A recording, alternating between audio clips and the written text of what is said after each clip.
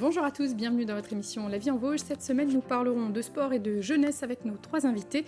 Trois invités donc, Caroline Morel et Inès Arnoux sont respectivement coach et capitaine des Épines Blanches, l'équipe de ballet sur glace qui a participé il y a quelques mois au championnat du monde à Boston, 3 ans seulement après la création de la section à Épinal. À leur côté, Sabrina Fad, responsable du club All Dance à Adol, elle a accompagné récemment la formation rock du club à la Coupe du Monde de rock'n'roll sauté, c'était en Slovénie début novembre. Et 3 danseurs du club s'envoleront dans quelques jours en République tchèque, en section danse contemporaine cette fois. Retour sur ces clubs qui montent pendant 26 minutes. Bonjour mesdames. Bonjour. Merci d'être avec nous. Alors Sabrina, on va commencer avec vous. Vous êtes donc la responsable du club All Dance à Adol. Alors il y a quelques semaines, la Slovénie, dans quelques jours la République tchèque.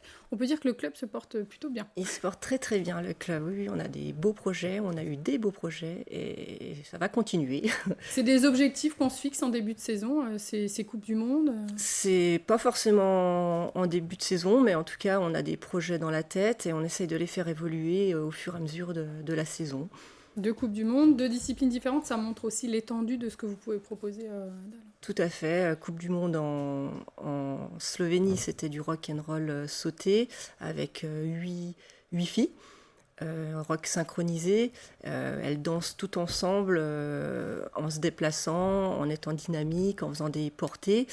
Et on va prochainement en République tchèque, à Liberec, avec 3 danseurs. Donc là, dans une autre... c'est pas du rock'n'roll cette fois? Non, c'est pas du rock'n'roll, c'est de la danse moderne. Ils vont chacun concourir en solo densho et les 2 sœurs danseront ensemble en duo densho aussi.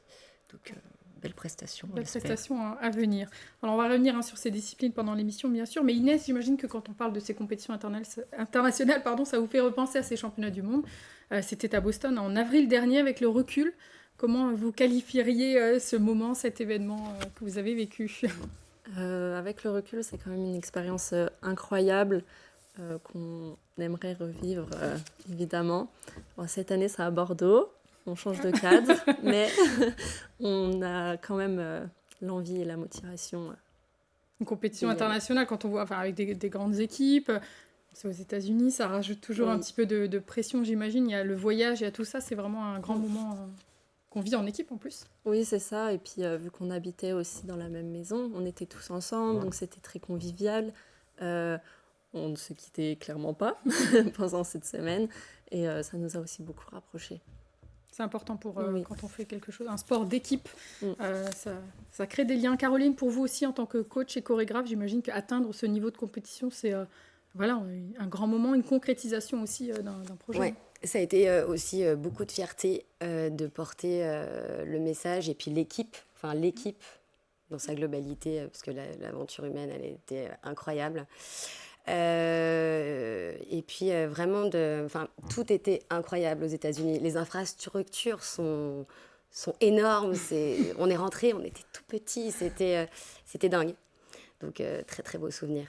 On va peut-être voir quelques images de votre retour en France, qui était aussi, lui, grandiose. Donc c'est bien, on se sent en plus soutenu. Et c'est important, j'imagine, Inès, quand on revient et qu'on voit qu'on est accueilli chaleureusement. Surtout que nous, on n'était pas au courant qu'il y avait des gens qui nous attendaient.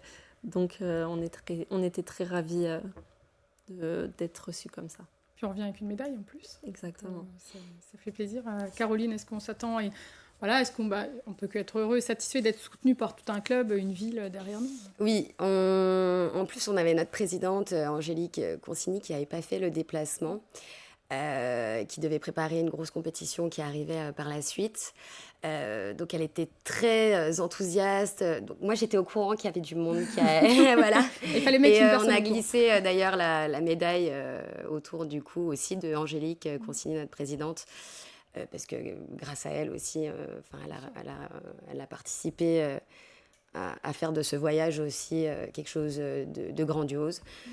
Donc voilà, on était ravis de voir les parents, les amis, les enfants. C'est un bon moment de partage. C'était un moment sympa, et puis ils nous ont accueillis vraiment dans la fête. C'était super chouette, on était assez émus. Oui, c'est vrai. On pleurait presque tous. Vous le disiez, il y a des présidents qui s'investissent aussi, des bénévoles, c'est important de le rappeler. Et c'est des voyages qui ont des coûts. énorme.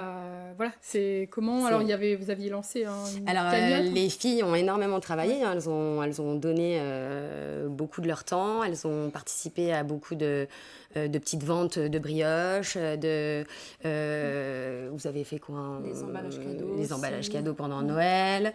Voilà, Des ça a ventes été aussi, des ventes de fromage, des ventes de Plein tout de ce qu'on petites choses pouvait. pour, Voilà, tout ce qu'on pouvait, on a fait. Pour financer tout ça, pour aider les parents, les élèves, enfin, les jeunes adultes qui commencent dans la vie active aussi. Donc, c'était pas simple pour leur porte-monnaie. Donc voilà. Sabrina, de C'est un votre beau côté, budget. c'était pareil, un gros budget pour partir en Slovénie. Oui, nous on a trouvé quelques sponsors. On a fait une cagnotte litchi aussi. Et puis on avait la cagnotte litchi, grâce à ça, on a pu acheter des joggings tous à l'effigie de la France. Donc c'était assez sympa. Après, nous on est partis que sur une journée. Donc c'était un peu moins coûteux, on va dire. Oui, bien sûr. Mais quand même. Vous avez fait le voyage en bus. Hein. Ouais, ça. voyage en bus. Vous étiez motivés. Motivé, aller-retour. Hop là. C'était aussi pour réduire les coûts. C'était pour réduire les coûts, oui, parce qu'une fois qu'il faut prendre l'hôtel, c'est pas la même chose. Et voilà, on n'avait pas les moyens de. On voulait pas que. Enfin, moi, je voulais pas qu'ils prennent chacun leur voiture. L'avion, c'est aussi compliqué parce que pour se déplacer là-bas, après, fallait louer, fallait trouver quelque chose. Donc voilà, donc on a dit, allez, on part en bus, on est tous ensemble, c'est beaucoup plus convivial, beaucoup plus familial. Voilà. Ça s'est fait, ça s'est bien fait. Ça s'est fait et on est très contents. Ouais. Ce n'est pas comme, je sais pas, l'organisation de ces compétitions ne prend rien en charge en Slovénie ou à Boston. Nous, en tout cas, on n'a rien. Ouais. Au niveau de la fédération, je ne sais pas Pareil, vous si vous avez... Chez nous, on a eu, on a eu un très très beau geste. Ils les ont équipés d'un magnifique, j'allais dire costume, mais une tenue d'entraînement à l'effigie de la France. Donc ça, c'était vraiment pris en charge par la fédération et on les remercie. Mais c'est vrai que le reste, c'était les sponsors qu'on n'oublie pas non plus, parce que je rebondis sur ce qu'a dit Sabrina. Ouais. Heureusement qu'ils ont été très, très présents aussi pour, au-delà des ventes et... de tout ça, ça a été hyper important, leur soutien pour financier. Pouvoir permettre des objectifs, des projets comme ça. C'était 50 000 euros le voyage, une semaine aux États-Unis, louer la maison, les minibus, manger. Puis tout, bien sûr, vivre. Toute la logistique sur place quoi, pour une semaine. Vous étiez combien à partir? On est parti à 19. 19, donc combien de danseurs 15. et danseuses 15. C'est ça. Danseuses, enfin dans 15 danseurs, c'est ça. Voilà. 14 danseuses, un danseur. Et après, on était 2 coachs, Roxane Battu et moi-même, et l'organisatrice du voyage, Mathilde Arnaud, une ancienne patineuse, aussi une patineuse dans l'équipe ballet adulte, qui nous aide énormément sur la logistique des compétitions ballet. Et puis, on avait Lauralie Consigny, qui était une ancienne de l'équipe, qui avait sélectionné l'équipe d'avant au championnat de France 2021. Voilà. Et donc, c'était logique qu'elle nous accompagne. Donc, elle a chaperonné son équipe. Alors, le projet de la section ballet sur glace, danse sur glace, vous allez nous expliquer comment on différencie tout ça. Ça a été lancé donc il y a bientôt 4 ans. Quel était l'objectif? Développer une nouvelle section, tout simplement? Une volonté forte de votre part ou quelle était un petit Alors, peu... ça a été surtout une volonté forte du club. Non, très clairement, en 2019, on a reçu la Nation Cup à Épinal. Ça a été un super moment de partage, voir ces équipes évoluer sur la glace dans des thèmes complètement différents. Et puis ça donne envie. Ça donnait envie. C'est bien les images qu'on voit. Hein. Et puis c'est une discipline qui est très différente de ce qu'on pratique. Nous, la danse sur glace, avec toutes ces contraintes, là, on a quand même un univers très libre. On peut se rouler sur la glace, on peut mettre les mains sur la glace, et puis on peut raconter des vraies histoires. Oui, c'est un challenge pour les coachs aussi. C'est ça. Et donc, à la base, c'était surtout le club qui rêvait. C'est vrai que c'était plein, c'était des costumes, c'était magique. Et ça faisait un moment qu'on m'en parlait, parce que c'est vrai que j'adore cet univers-là, la danse, la création de spectacles. Et on m'a toujours dit, oui, il faudrait que tu en fasses. J'étais pas... j'étais assez... je restais dans ma discipline... que je connais bien, la danse sur glace. Et puis on s'est lancé. J'ai dit bon, allez, on y va. Et puis ça a vite pris. On a fait une superbe équipe. On a exploité le thème un peu de la jeunesse. Je me suis un peu mis de leur côté. Le premier programme qu'on a fait, c'était sur les réseaux et le téléphone portable. Il a pas mal matché. Malheureusement, le Covid est passé par là et nous a arrêtés dans notre élan. L'année d'après, on a fait une thématique sur la musique. Le corps est un art, voilà. Donc on avait des costumes en conséquence. C'est là qu'on s'est sélectionné pour Boston. Et donc l'année dernière, on a exploité la thématique des violences faites aux femmes. Un gros thème. Ouais, beaucoup plus fort à gérer, je pense, pour tout le monde. Ouais, c'est ça. Pour tout le monde, parce que je crois que même les élèves sur la glace, quand elles le dansaient et qu'elles y mettaient toutes leurs tripes, elles en pleuraient. Je pourrais presque repleurer encore aujourd'hui. Non, c'était assez fort de les voir évoluer sur ce thème qui parle à tout le monde. Bien sûr. Même si on a fait, on a fait du bruit. Il y en a à qui ça a plu, d'autres un peu moins. C'est normal, c'est un domaine aussi qu'on a voulu amener dans l'artistique. Mais ça a été chouette. Ça a été chouette de le faire. Et tout de suite après les championnats de France, d'ailleurs, je savais que j'avais envie d'aller sur un thème très féminin, de mettre en valeur justement cette discipline qui est essentiellement féminine. Alors, j'ai des garçons, et fort heureusement, parce que sinon, la danse sur glace, elle n'existerait pas, parce que nous, c'est les couples. Et merci d'ailleurs à nos garçons d'être là. Mais je voulais vraiment mettre en lumière nous, toutes les femmes. Et après, ça a été une construction avec les filles. Je crois qu'elles ont été hyper emballées aussi de ce thème. Et justement, Inès, comment vous l'avez vécu, vous, ce thème, j'imagine? Voilà, on dit que c'est un thème très fort, qui a un thème d'actualité, une manière comme une autre d'en parler, peut-être une manière artistique d'en parler aussi. Et bien, c'est vrai que c'était un thème très... Enfin, c'est un challenge aussi pour nous, en tant que patineurs, de l'exprimer sur la glace et d'y faire ressentir des émotions. Après, c'est un thème qu'il faut parler et qu'il faut encore parler, qu'il faudra toujours parler. Mais c'est vraiment un thème qui nous a vraiment plu dès le départ. Et, le message était fort derrière, c'était important aussi de... Allez, on va continuer dans quelques instants. Je vous propose juste qu'on fasse une petite pause pour parler d'un autre ballet dans notre reportage. C'est un reportage du mois de septembre. Alors un ballet un peu déjanté, vous allez voir ça. On regarde et on poursuit juste après. Le reportage est signé Thierry Lasson et Hélène Leplat. Vous êtes prêts ? Une petite séance d'échauffement pour commencer. Puis la rencontre peut débuter. Match déjanté. Ah ouais, non mais c'était génial. J'ai ri, mais pro quand même. Joyeusement déjanté. Ça donne de l'énergie, ça donne envie de danser. Plus que de jouer au foot, mais c'est pas grave. Mais j'ai trouvé que c'est pas mal, l'idée est originale. Ils ont dû avoir chaud. Disco Foot, c'est le nom de ce spectacle proposé en ouverture de la nouvelle saison de Seine-Vosges ce mardi en fin d'après-midi, le long de la Moselle, au parc du cours d'Épinal, par le Centre chorégraphique national Ballet de Lorraine. Un spectacle qui bouscule les règles du football telles qu'on les connaît. La seule façon de jouer pour les deux équipes mixtes, en rose et en bleu, étant non pas de courir, c'est interdit, mais de danser. Les buts ne sont pas les plus importants, il y a aussi une note artistique qui fait qu'on peut rattraper des points avec cette note artistique, d'où l'intérêt de faire des propositions, des surprises, etc., etc. Il y a pas mal d'improvisation. Oui, c'est que de l'improvisation. Enfin, travailler, dirons-nous. Voilà, de l'improvisation travaillée. Et comme dans toute bonne rencontre de football, on a même eu droit au ralenti. Quant à la musique, elle est signée du DJ nancéen Ben Unzip, mais au juste, ça vient d'où ce nom ? Dans une autre vie, j'ai un passé d'informaticien et unzip veut dire décompresser et c'est ce que je cherche à faire avec la musique, décompresser les gens. C'est deux univers qui sont complètement irréconciliables. Normalement, le football et la danse presque classique, j'allais dire. Et là, en fait, sous le couvert de traits d'humour, on s'amuse à bouleverser ces codes-là. Alors, est-ce que vous aviez vu cette représentation de l'ouverture de Seine-Vosges, la saison de Seine-Vosges, mesdames? Non. Non, pas du tout. Extraordinaire.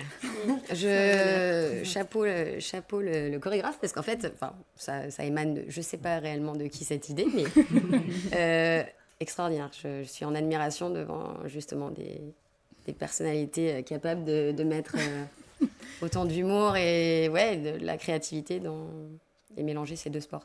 Casser les codes, ça a du bon aussi, j'imagine. Sabrina, ça passe aussi par la culture, par la danse, casser ces codes. Tout à fait. Est-ce que dans la danse qu'on exprime, ce qu'on cherche à exprimer, peut-être les danseurs aussi Oui, on essaye toujours d'exprimer des choses des fois assez particulières. Après, c'est pas toujours évident, mais... Allez, on va revenir sur cette équipe donc, qui était en Slovénie, du rock'n'roll sauté, donc vous nous disiez ça tout à l'heure. Quelles étaient les étapes avant d'y arriver à cette Coupe du Monde? Alors, Coupe du Monde, nous on a fait le championnat de France. On a été sélectionnés au championnat de France. À partir de là, on a fait... Après, une coupe du Monde, tout le monde peut un peu s'inscrire. Ça dépend du niveau aussi. Oui. Mais ça permet de rencontrer des équipes qui sont vraiment talentueuses et d'avoir une expérience... d'en avoir plein les yeux en fait, parce que des fois les pays voisins, ils nous mettent des bonnes claques en fait. on voit quelques images. Comment ça se passe une compétition de rock'n'roll sauté? Quels sont les critères qui sont pris en compte? Comment ça se déroule? Alors, c'est de la synchronisation, c'est du dynamisme. On danse en musique sur 1 minute 30 avec un thème bien particulier. Nous, c'était Alice au Pays des Merveilles. On a le droit de faire 3 ou 4 acrobaties, où là, des fois, je vois les pays voisins, c'est vraiment du cheerleading maintenant. C'est un peu plus conséquent que nous, on est un petit peu en retard là-dessus. Mais on essaye de faire du mieux qu'on peut. On essaye de trouver des nouvelles idées pour s'élever aussi haut qu'eux, quoi. Et quand vous dites en retard, c'est la France qui est en retard? Ouais, je pense que la France, pour l'instant, est un peu en retard là-dessus. Mais on ne va pas se laisser faire et on a envie de faire mieux. Voilà. Et donc, c'est un système de notation après par les juges, très clairement? Oui, notation, codification, le tempo, la musique, la synchronisation, les déplacements, l'ensemble, les costumes, le thème, etc. Il y a plein de choses à voir. Et c'est 2 équipes en même temps? Parce que là, elles dansent en même temps. Là, on danse en même temps, c'est les qualifs, donc c'est la même musique pour tout le monde. Okay. Et c'est seulement si on a la chance de participer à la finale où on danse sur notre propre musique, donc qui rend 2 fois mieux puisque le thème est là et on s'approprie la musique, on va dire. Donc voilà. Et 1 minute 30, donc ça va vite? 1 minute 30, ça va vite, mais c'est très long pour notre discipline parce que c'est très explosif, on ne s'arrête pas, il n'y a pas de ralenti en fait. C'est vraiment de A à Z, on doit être à 100% et c'est ça qui est très dur.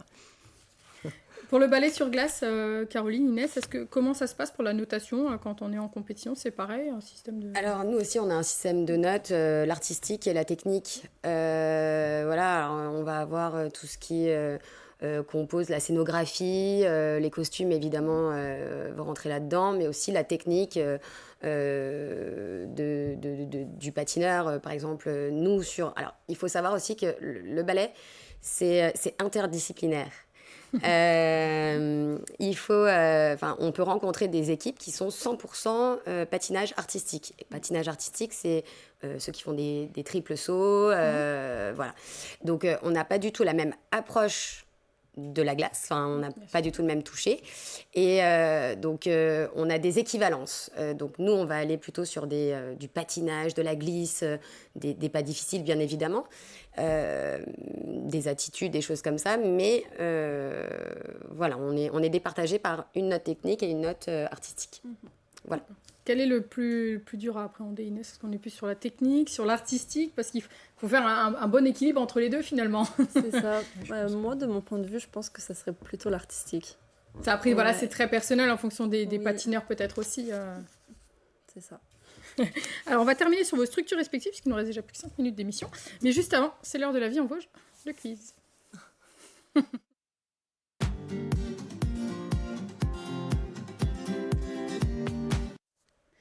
2 questions comme chaque semaine ou presque. Alors, on va commencer avec la première. Qu'était Ève Lavallière? Alors, Ève Lavallière, est-ce qu'elle était comédienne? Est-ce qu'elle était danseuse ou est-ce qu'elle était auteure? Ève Lavallière, comédienne, danseuse ou auteure, est-ce que l'une de vous trois a une idée sur la question? Alors, je suis pas vosgienne, mais je crois que c'est une danseuse. Je dirais aussi que c'est une danseuse. Eh ben, moi, je ne sais pas du tout. Et là, je suis étonnée. Ce nom me dit quelque chose. Tiens, Est-ce qu'on se trompe? Non, Sabrina, est-ce que Sabrina va nous donner une réponse? ben, je vais suivre mes collègues. Comme ça, tout le monde se trompe ou tout le monde se trompe pas. Non, mesdames, elle était comédienne, pardon. Ève Lavallière, donc de Tuilière, qui est décédée à Tuilière, qui était une grande comédienne, voilà, et qui a donc eu un musée, partie du musée dans le château qui est à Tuilière, à côté de Vittel. Voilà, elle était comédienne. Deuxième question, attention, dans quelle discipline l'Hexagone Crew a participé au championnat du monde? Vous voyez, il y a toujours une question un petit peu plus difficile. Est-ce que c'était le skateboard, le hip-hop, le basket? Sabrina, vous me dites le hip-hop? Le hip-hop. Vous avez l'air très sûre de vous, mesdames? Hip-hop. Oui, en effet, c'était en août 2022 du côté de Phoenix. 3 spinaliennes qui forment donc l'Hexagone Crew ont participé au championnat du monde de hip-hop. Près de 4500 danseurs répartis en que 400 équipes. Encore une expérience internationale de haute volée pour nos danseuses spinaliennes. Donc c'est bien la danse, le palais sur glace. Ça, un bel avenir dans les Vosges, visiblement. Sabrina, ce ne sera pas donc du hip-hop, mais de la danse contemporaine dans quelques jours, donc en République tchèque. Départ le 23 novembre, c'est bien ça? C'est ça. C'est ça.